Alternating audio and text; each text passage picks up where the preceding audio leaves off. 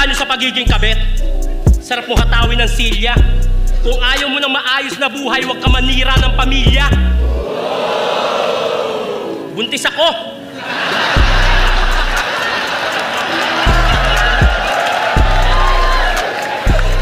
Buntis ako. Masama sa akin ang ma-stress at makaramdam ng ganito. Pero mas masama kung hahayaan ko na lang kayo sa katarantaduhan nyo. Oo, may pagkukulang ako. Pero may pagkukulang din siya. Ang pinagkaiba namin yung pagkukulang na yun, hindi ko hinanap sa iba. May problema kami.